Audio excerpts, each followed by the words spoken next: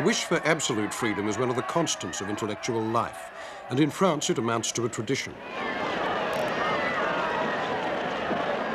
This tradition is more anarchist than Marxist. It wants to reform reality in the shape of desire, and by uniting people with their desires, it wants to change all life. It is ironic and scarcely ideological at all. It boasts of its absolute modernity, but its roots lie in the 18th century. It seeks spontaneity, but it's doomed to failure when it runs up against the real world. Its enemies are priest, cop, bureaucrat, boss, and censor. But it's too highbrow to have a broad base. It breathes the air of privilege and is self-indulgent. Generally, workers don't like it, and socialists reject it as impractical, which it is. It is the product of young middle-class people fed up with their own assigned social role.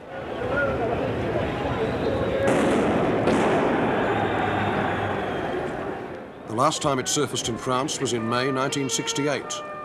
But the time before that, it took a more complicated and aesthetic form and called itself surrealism.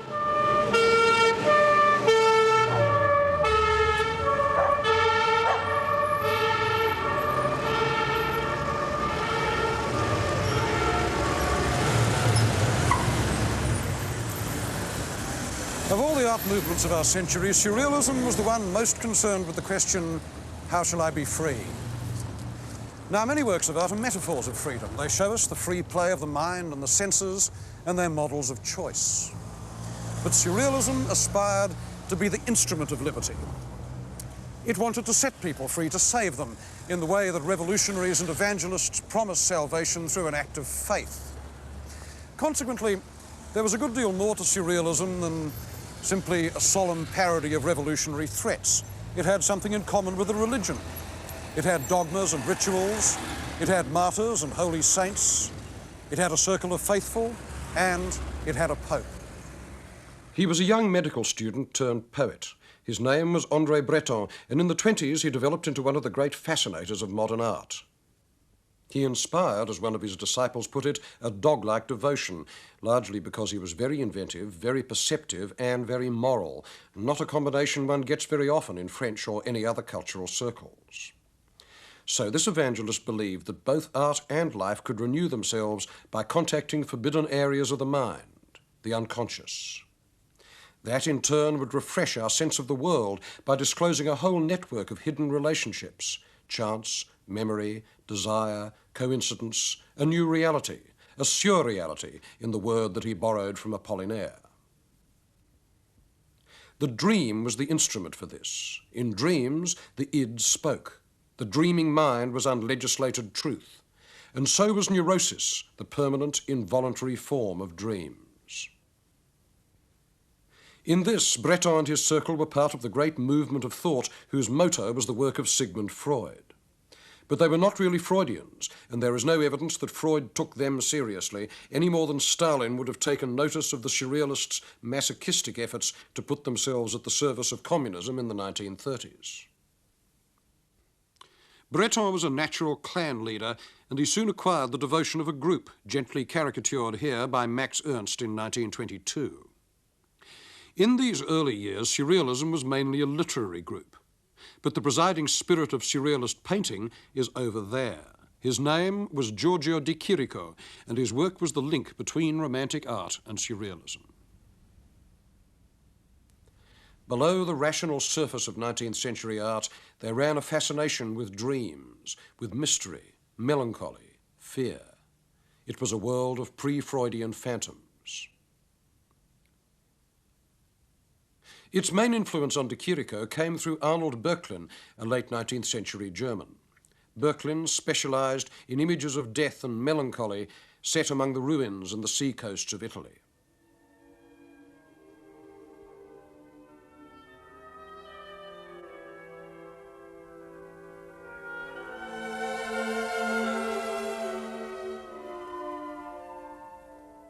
One thing that he extracted from Italy was the idea of historical places as condensers of memory, and this fascinated de Chirico too.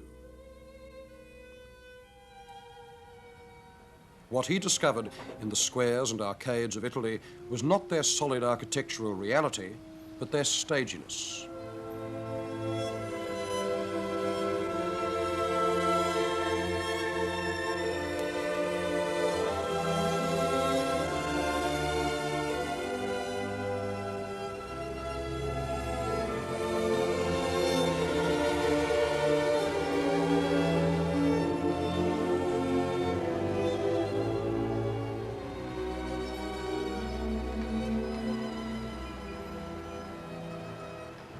Chirico was 23 and on his way from Florence to Paris in 1911 when he stopped off for a few days here in Turin, the city that afforded him more images than any other, with its bronze paternal monuments and its vast melancholy 19th century squares, grandiose and provincial, and to him, extraordinarily new. Later he remarked that this novelty is a strange and profound poetry which is based upon the atmosphere of an autumn afternoon when the sky is clear and the shadows are longer than in midsummer. And there is no Italian city, he said, in which this extraordinary phenomenon more displays itself than in Turin. So there it was, the verbal blueprint for the paintings with which Chirico was going to have such an enormous influence upon surrealism.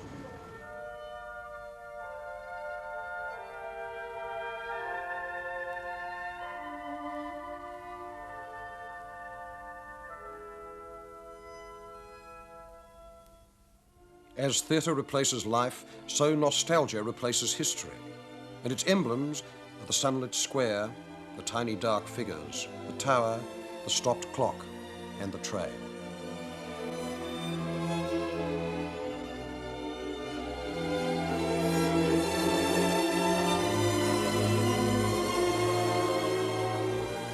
Chirico was still in his early 20s when he was captivated by what he called the metaphysics of these scenes.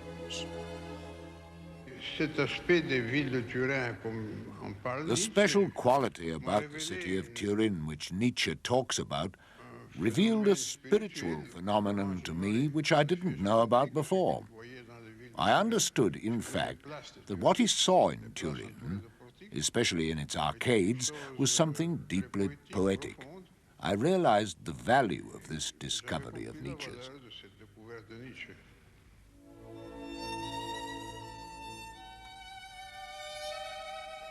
Chirico's Italy is a brooding place. Its perspectives suggest that reality is very far away, perhaps unattainable.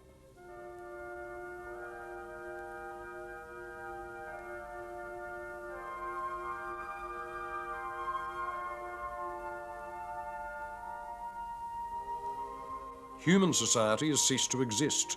The main figures in his squares are statues.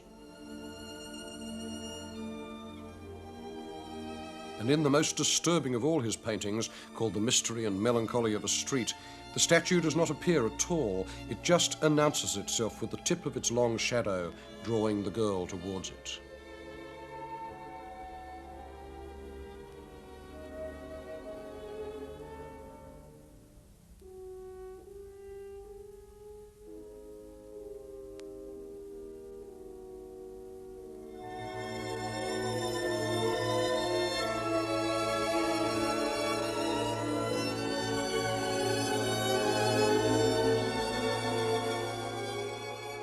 His favourite image became the mannequin, neither a man nor a sculpture, halfway between, a sketch for a man made up of tools and mementos, parts and emblems, a metaphor of fragmented modernist consciousness.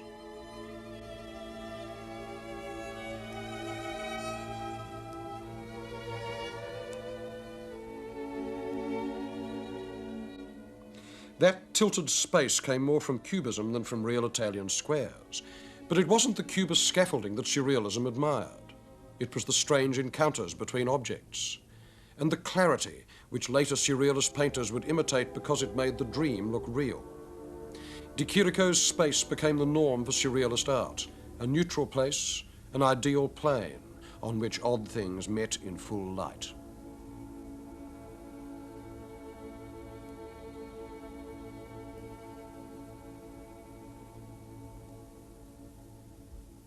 The root of this idea lay in the work of Isidore Ducasse, who wrote, under the name of the Comte de Lautréamont, a long, unreadable prose poem called The Songs of Maldoror.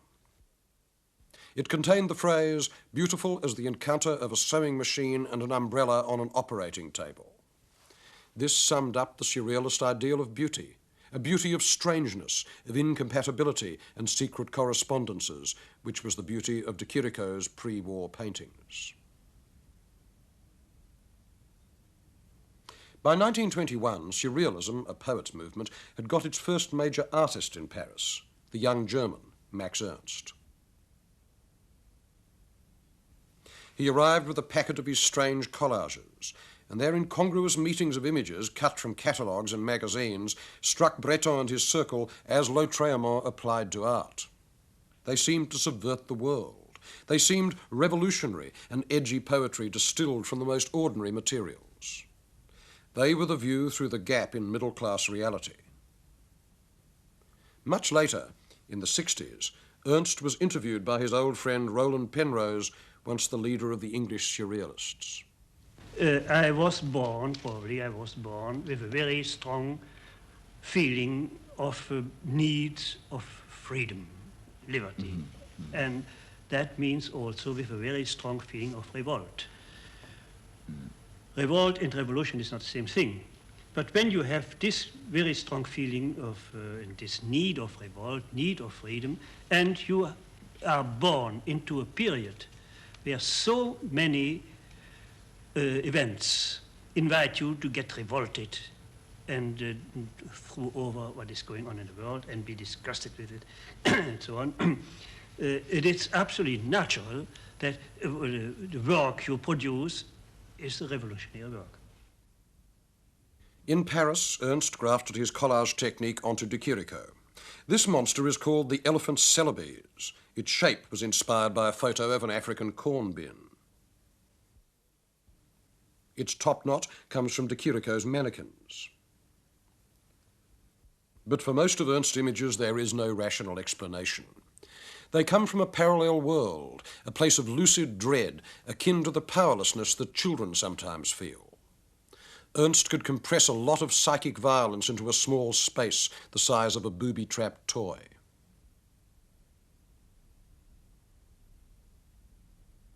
One of the surrealists' favourite ways of evoking what they called the marvellous was by chance association, like seeing faces in the fire. Our minds prefer order to chaos, and so we read coherent images into random sights. The fact that these images are not willed but spontaneous was what interested Ernst and his friends. How could one set up meetings with the unexpected? In 1925, Ernst found a way. He made crayon rubbings from wood grain or stone, and then he altered them to isolate the images they suggested, and he called these drawings his natural history.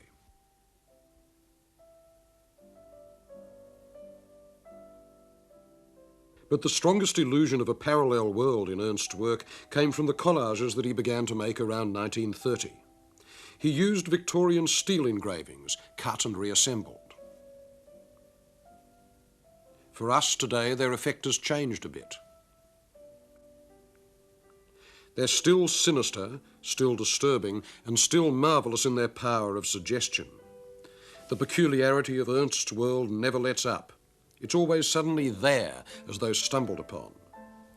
But what we don't get is the sense of an immediate, vicious past upon which Ernst's work depended. This Edwardian world looks very remote to us, but it was the world in which Max Ernst grew up, and to subvert it was, for him, akin to an act of terrorism, the irrational attacking the world of ordered structures.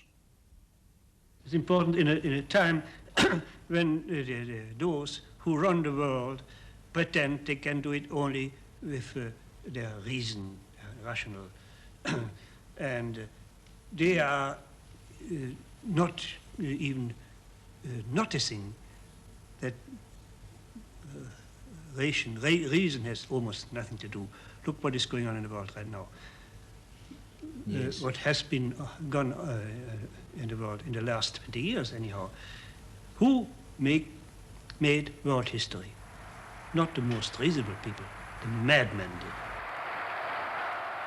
So if if the painting is the mirror of a time, it must be mad to have the true image of what the time is. Yeah, that sounds a very dangerous parallel. Dangerous. Everything is doesn't dangerous. It? Because if art is to be mad as the politicians are mad... No, we are mad in a very different way. Yes, oh. I suppose exactly that, the opposite. that is the great difference, isn't it? Yeah. To one madness we oppose another madness. Yes, yes. But we do not pretend that this madness we oppose to this other madness can heal these people and make them keeping from doing what they are doing. It is only, an artist is always somebody who makes a statement. Yes, so the irrational in yes. Art is an absolutely essential ingredient, do you think? It's essential. Irrationality has no given form, and in their pursuit of it, the surrealists had to mimic the conventions of art in which it appeared. There was, for instance, the art of children. Now, children have always drawn and painted, but not until the 18th century did child art seem a special cultural form with something to tell us about the growth and the life of the mind. The surrealists passionately believed that it was. They believed in the innocent eye, since young kids were not repressed as their parents are. Madness was another culture in itself. To the surrealists, it was the highest form of revolt, the mind's big no to an intolerable world. The poet Paul Éluard, who knew nothing about the sufferings of mental patients who made paintings like these, praised mental illness as the earthly paradise. And he added that we who love the insane know that they refuse to be cured. The first clinical studies of mad people's art were beginning to appear in France in the 20s. To the surrealists, they were a fertile source, images that were truly obsessive, spontaneous, and not censored by the conscious mind. The third source of the irrational was primitive art, the work of self-taught men and women, the Sunday painters, the amateurs and hobbyists. Their compulsion to make images was pure, and thus seemed more valuable to the surrealists than any amount of professional painting. The greatest of them was Henri Rousseau, known as the douanier, or the customs man, with his tight, patiently rendered visions of a jungle that he had never seen. These, to surrealism, were the marvellous made concrete.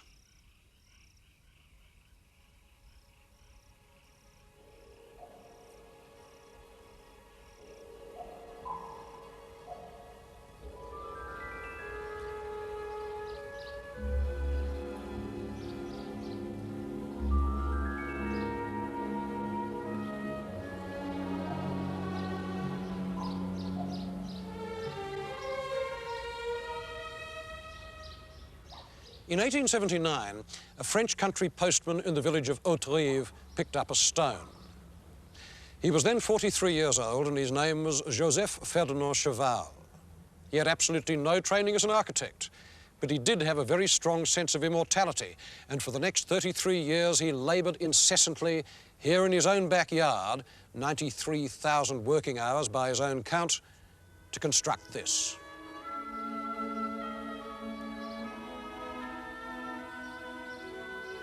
He made it out of stones and cement and iron bars and bits of wire and oyster shells salvaged from the local restaurants and anything else that came to hand.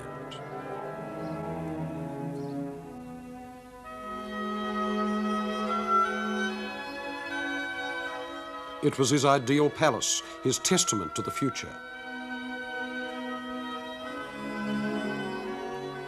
It was also the greatest single unofficial work of art that has come down to us since the 19th century. A cathedral of the unconscious mind.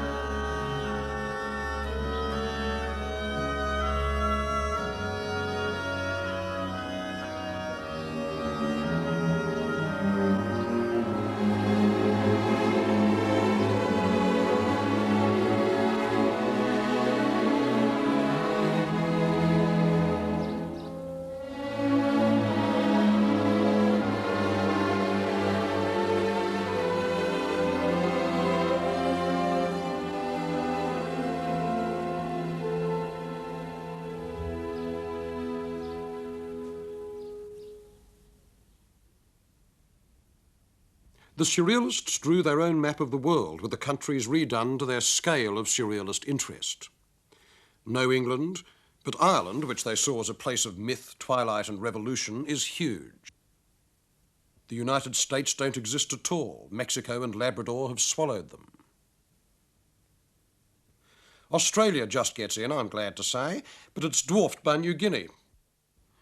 Africa is small because the Cubists had discovered it.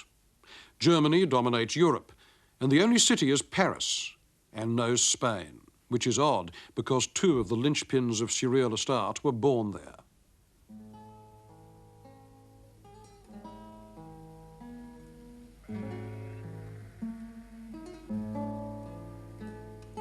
The best painter among the surrealists grew up in this landscape south of Barcelona.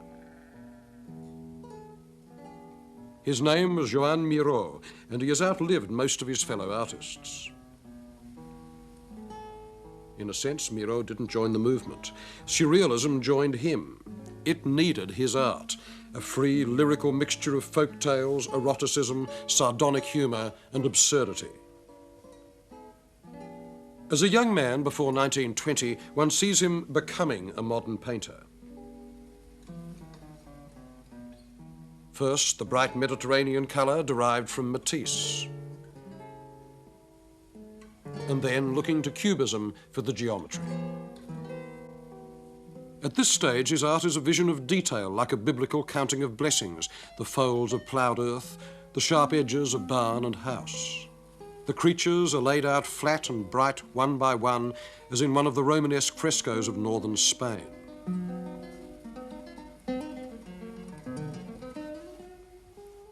Miro broke loose from Cubism with this painting, The Tilled Field. There are the furrows of the plough, a house and a piebald mare in front suckling her foal. But then that tree has grown an ear,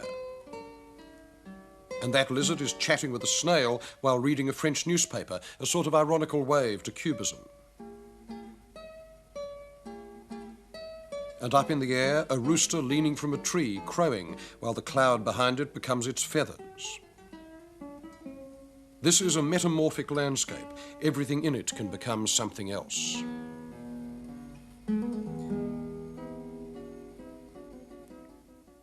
In this image, a child is feeding at the breast.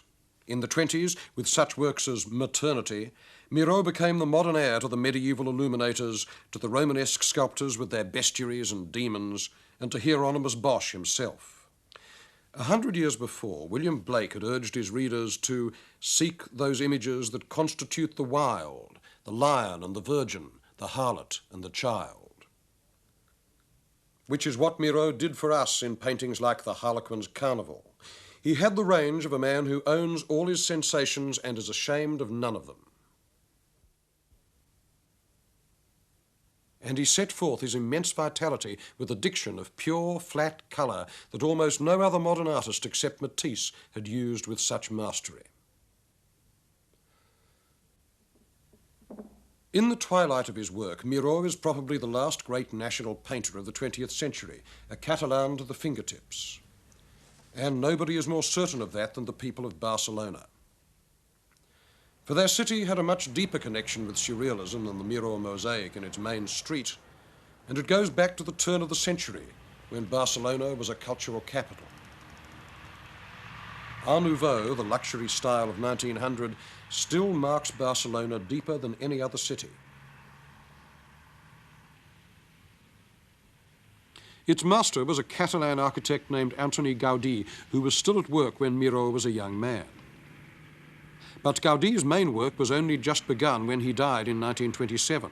This is the unfinished temple, the Sagrada Familia, or Cathedral of the Holy Family.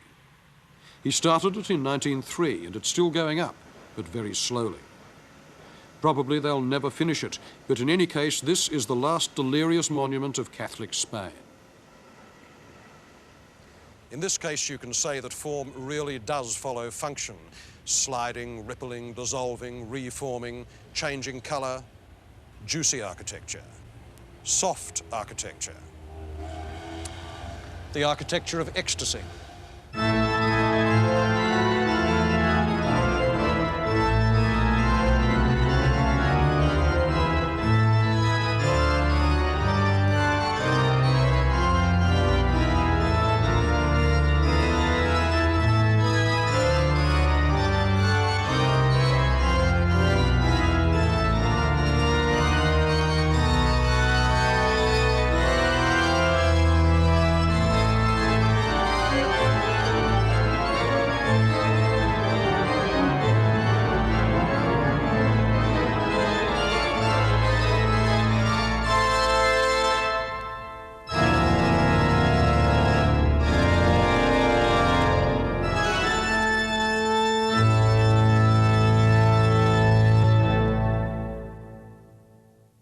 Above the city is the Parque Güell, which Gaudí designed for his main patrons, the Güell family. It was going to be a housing estate, but the houses weren't finished and only the extraordinary park is left, with its mosaics and undulating seats, its fountains and arcades. To the classical eye, this is madness, not a straight line in the place. To purist, advanced taste of the 20s and 30s, Art Nouveau was really no better than garbage de luxe. But to the surrealists, it was marvellous. It was desire made concrete. And at the extreme end of the style, you get a kind of nervous irritability, a tropical growth, a feeling of substance continuously melting into metaphor that was very congenial to them, and it provided the legacy for another and slightly more dubious Catalan genius, Salvador Dali.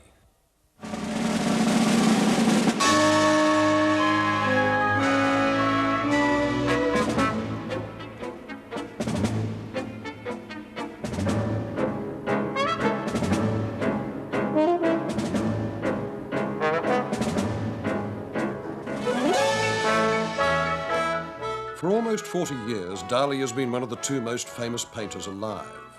His moustache was the only rival to Van Gogh's ear and Picasso's potency.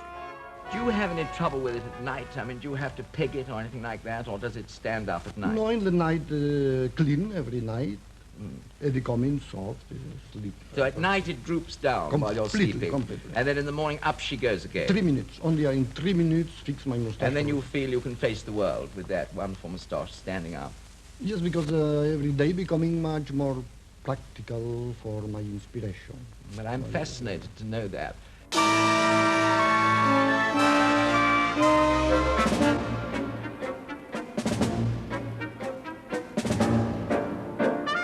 He has also been a great embarrassment with the political views of Torquemada, the greed of a barracuda, and the vanity of an old drag queen. Everybody talk about eccentricity. It's a little true, but I'm total and absolutely paradoxical man. Yeah, it's true, I'm eccentric, but in the same time, I'm concentric. Eccentric and concentric. He started tamely enough as an art student in Madrid in the early 20s. But around 1925, he discovered what realism could do. It could subvert one's sense of reality. Instead of a modernist surface, Dali went in for what he called all the most paralysing tricks of eye-fooling: photographic accuracy, masses of detail, and smooth paint. To this he added what he called his paranoid critical method. Basically, this meant looking at one thing and seeing another, as these figures make up a face.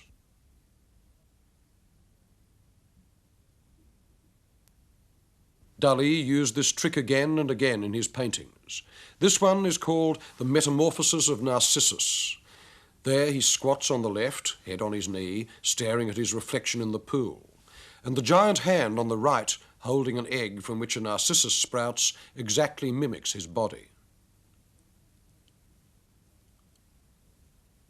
Dali's own considerable narcissism produced many self-portraits, some quite open, like this. Others were concealed, as in this painting called The Great Masturbator.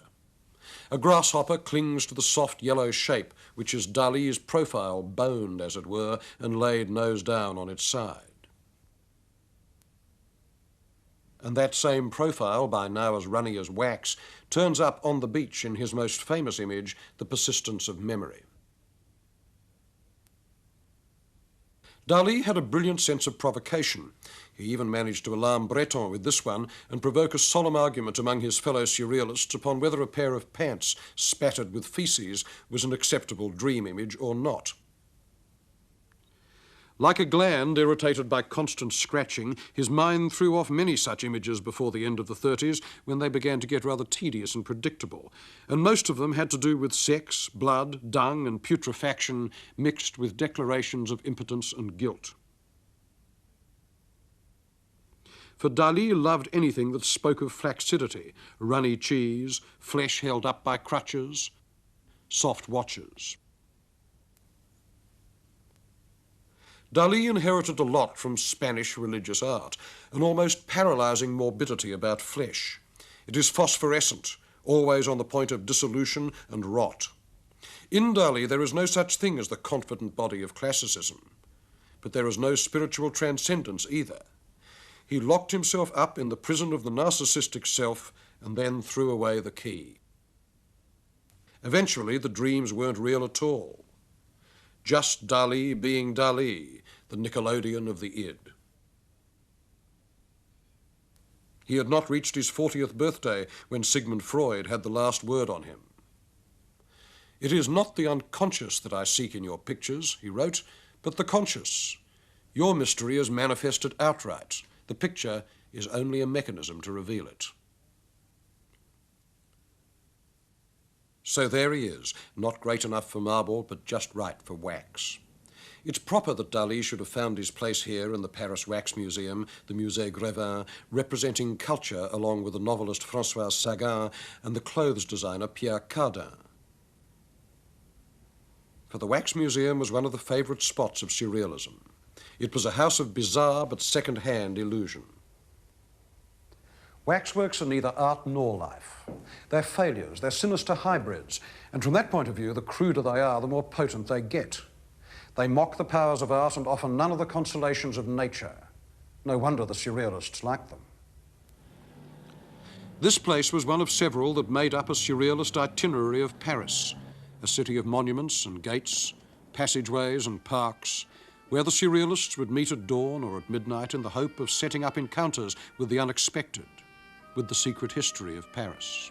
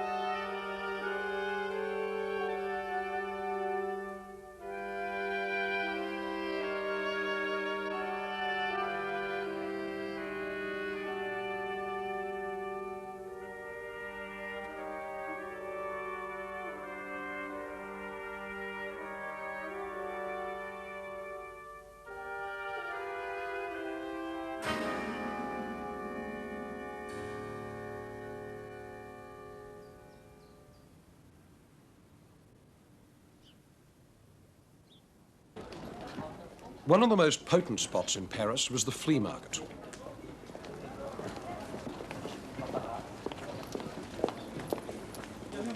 Except as a backdrop, landscape was of no interest to surrealism.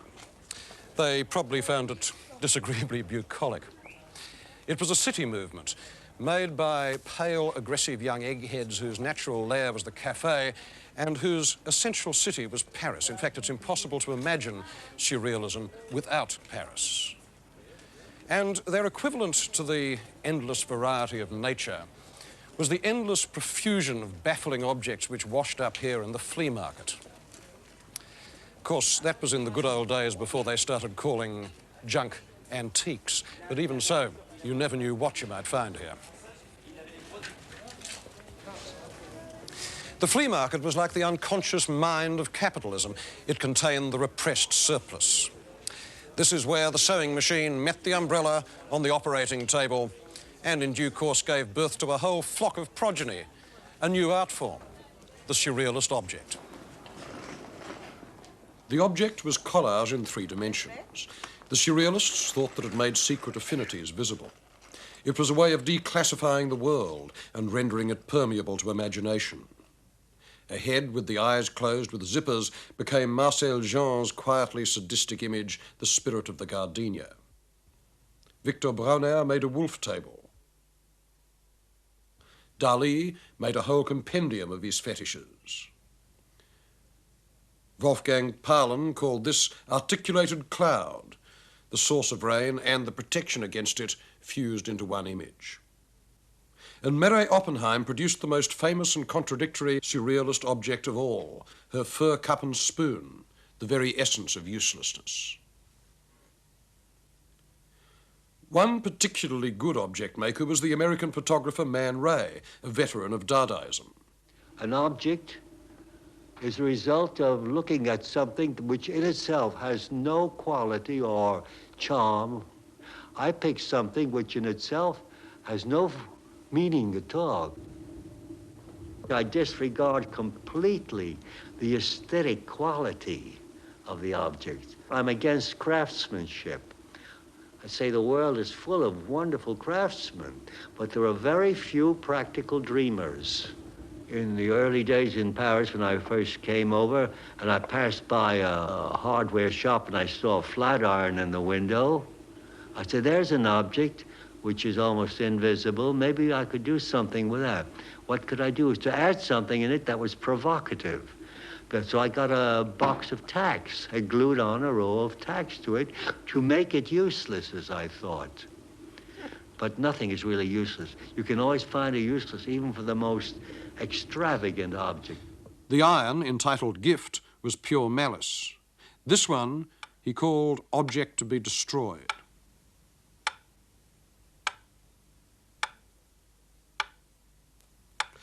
The cult of objects underlined another aspect of the surrealist imagination, the belief that the marvellous, that state of almost sexual excitement that Breton called convulsive beauty, was always available, hidden just below the skin of reality.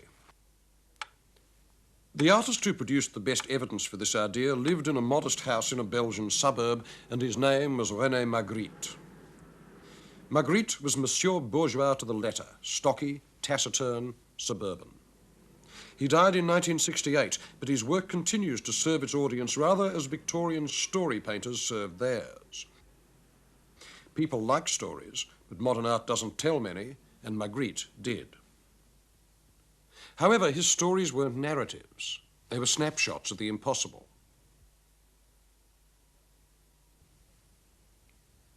In 1923, the architect Le Corbusier put this photo in his tract on the new machine architecture as an example of plain, rational design, a pipe. 5 years later, Magritte contradicted him with this painting. This is not a pipe. It became one of the most famous phrases in modern art, a manifesto about language, the way meaning is conveyed or frustrated by symbols. Because this indeed is not a pipe. It is a painting, a work of art, a sign that denotes an object and triggers memory. No painter had ever isolated that basic fact about art so clearly before. Denying the names of things took you through the mirror of illusion into a quite different world, where things change their names and lose their meanings. A candle equals a ceiling, and the moon, a shoe. The first characteristic of this world is dread, sometimes at the crude dramatic level of the silent movies that Magritte used to watch, which is echoed here in his painting, The Menaced Assassin. Magritte has given us some of the most vivid images of alienation in the whole lexicon of art. This one is entitled The Lovers. This, a painting of the most piercing sadness and sexual pungency, is called The Rape. The usual tone of Magritte's work was of a world both matter-of-fact and slightly out of control. Magritte painted things so ordinary that they might have come from a phrase book, an apple, a glass, a stolid Belgian nude, or a human eye. There wasn't much on that list that an average Belgian clerk circa 1935 might not have seen in the course of an average Belgian day. But then that clerk was one of Magritte's favourite images too. Here the clerks descend like rain on the roofs of Belgium as though they were commuting from heaven. In a painting, you have a canvas on an easel in front of a view. The canvas bears a picture of the view. This picture exactly overlaps the real view. And so the play between image and reality suggests that the real world is only a construction of mind, and that somewhere among the infinite number of ways of experiencing that world, there is one ideal angle from which art and reality overlap, match, and fuse. That is the moment of surrealist vision. Magritte's best images don't look like fantasy. They're dry, tightly painted, matter-of-fact, and even pedestrian. They seem to have more in common with reporting than with imagination. And so the proper response to them is the double take. Magritte loved paradox, and he was its absolute master. And his paradoxes needed the context of real life. His paintings are not so much about the world as about the ways we find to describe it.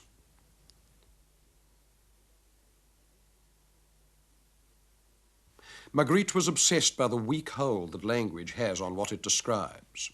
That sense of slippage between word and thing, image and object, is one of the sources of modernist disquiet, and in making it his subject, Magritte became one of the artists without whom modernist culture can't be understood. His visual booby traps go off again and again because their trigger is thought itself. When the cannon fires, the walls of familiar images go down, and we stand, as the title of this painting tells us, on the threshold of liberty.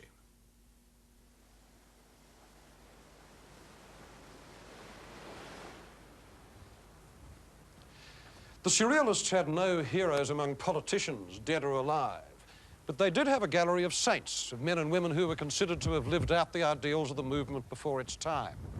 And of these, the greatest was the Marquis de Sade, whose castle here at La Coste in Provence was considered one of the sacred sites of the surrealist movement. The Divine Marquis was the one 18th century man whom the surrealists respected, because it was he who had preached the supremacy of desire, and it was he who had shown, what has become a commonplace in our century, that in order to establish the rule of reason, the imagination must be censored and repressed. Sade was the first writer to understand the relationship between sex and politics. He did most of his writing in prison, which is a good place for thinking about the unthinkable. He became the unspeakable answer to Rousseau and his milky doctrine of the natural goodness of man when left in a state of nature.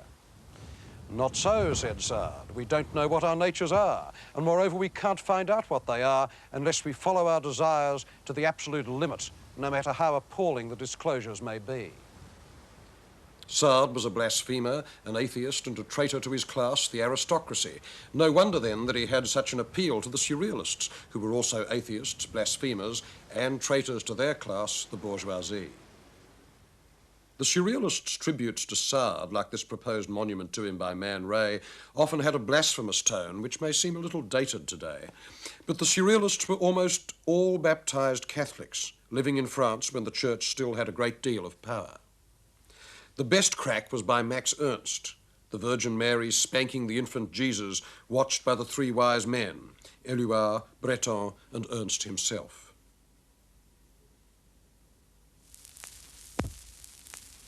Sex, being loaded with taboo, was one of the great surrealist themes. But the surrealists only stood for one kind of sexual freedom, which insisted that imagination could only be set free by single-minded devotion to one woman. Yet this romantic spirit did not translate into their art. There, the idea of woman was a thing, a mannequin, or a piece of furniture. In Hans Belmer's sculpture, the woman is no more than a sexual doll, abused, manipulated, intensely pornographic.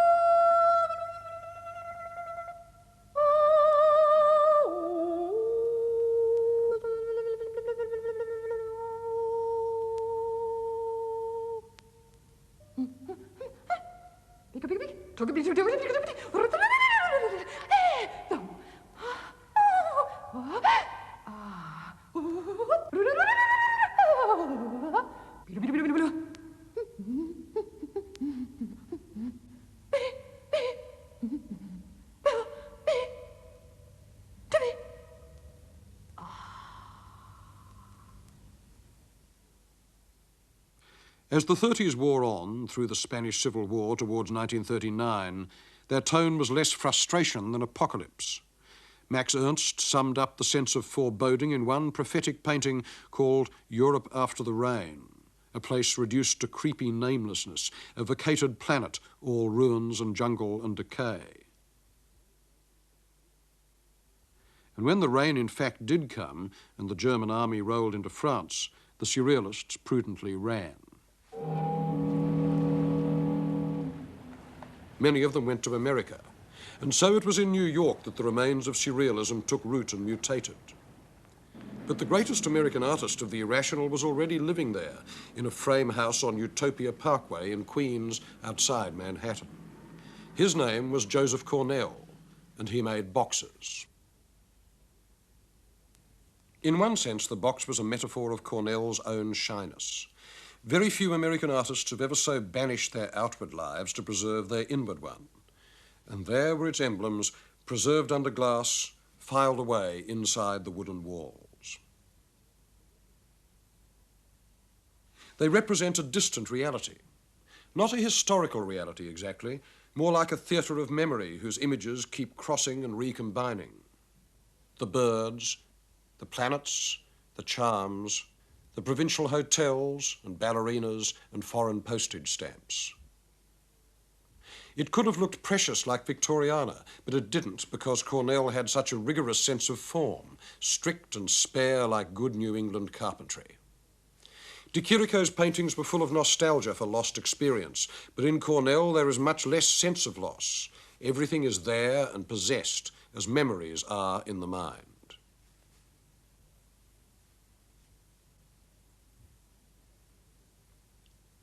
Some of the boxes were very elaborate. This one he called the Egypt of Mademoiselle Cléo de Mérode. She was a famous French courtesan of the 1890s, renowned equally for her greed and her beauty.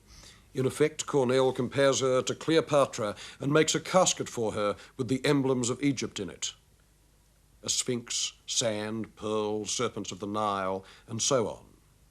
Cornell was already a developed artist, though unknown, before the surrealists came to America.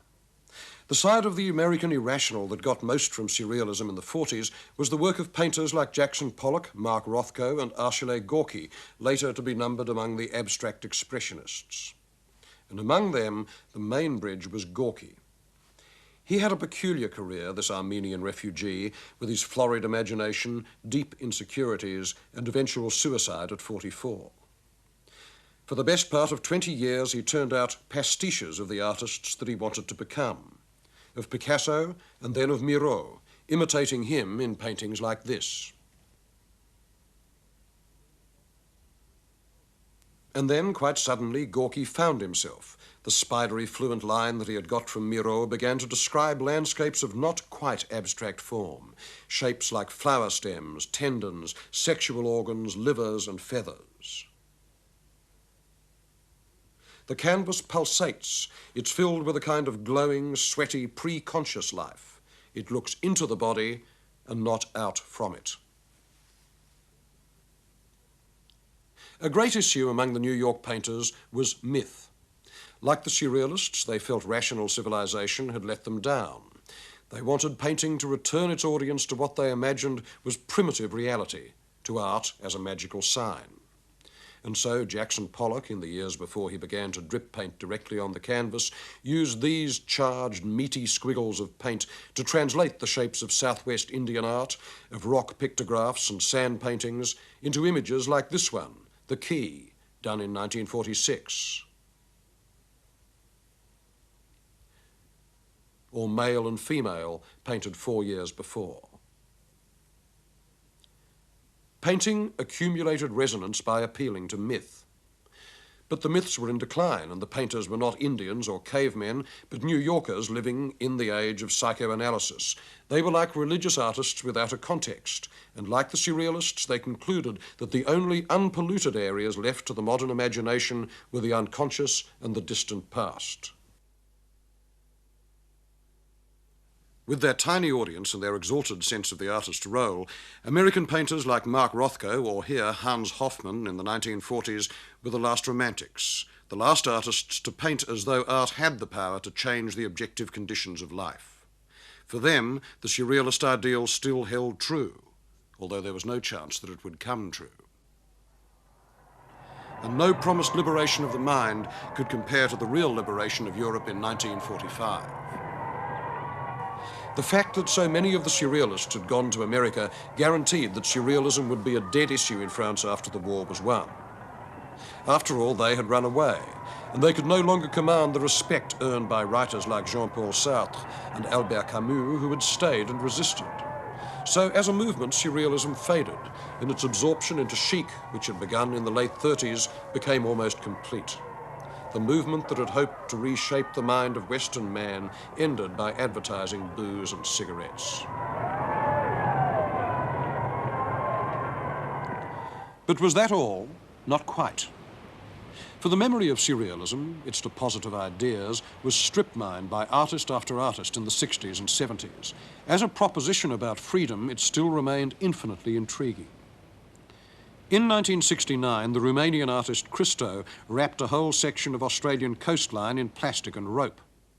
This harked back to 1920, when Man Ray wrapped a sewing machine in a blanket and called it the Enigma of Isidore Ducasse.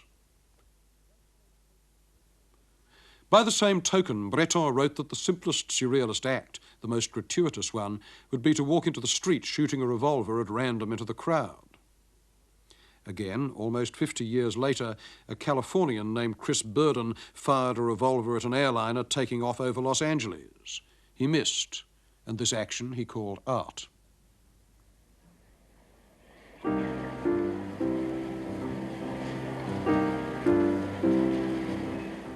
It is surprising when you look back on the 60s to see how much of their cultural surface was affected by surrealism. A lot of the time, the kids who were enacting their pantomimes of desire and revolt didn't know this. There was the illusion that the world was being born again, the innocence renewed, the old contracts torn up in a new way. And the key to this was simply being yourself, whatever that self might be. From love-ins to the living theatre to the caterwaulings of stone poets, the word went out that art is me, me, me. Art is anything made by anyone called an artist. Quite so, but the question that such art begs is the same question that a lot of surrealist activity also skimped. Is the self, that great sacred cow of our culture, automatically interesting?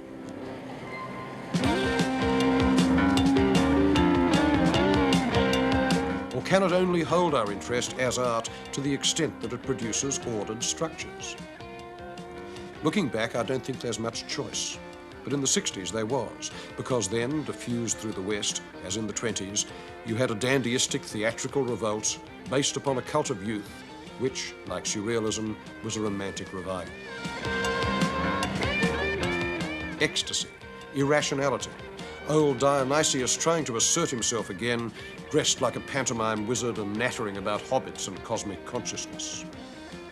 If there was one link between surrealism and the 60s, it was the illusion that youth was truth. By being born, one had surpassed history.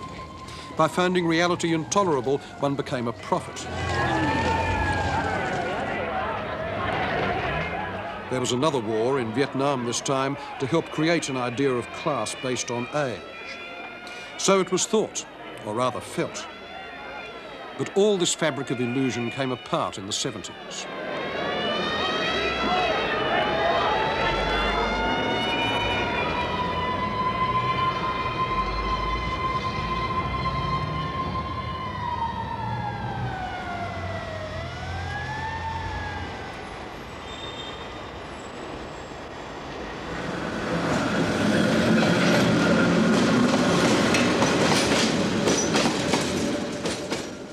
So what remains of surrealism? Not much. It became exactly what it set out not to be, a style, and not a very durable style at that. It took European artists the best part of 200 years to digest the implications of Michelangelo's nudes, but surrealism was completely digested within a matter of 50 years, a quarter of the time.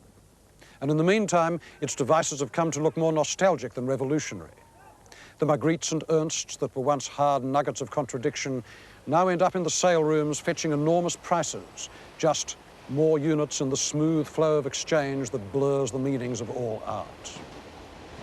But there is another side to it, because surrealism was less an art movement than a rebellion of the mind that chose painting as its vehicle. It may not choose to inhabit painting again. Yesterday, the poltergeist was throwing plates in the kitchen. Tomorrow, it may turn up in the hall. You don't know. It's a very durable spirit, and it's hard to exorcise. But it loves everything that is contrary, extravagant, and free. And its very cussedness, its perversity, is a form of innocence, a declaration of hope.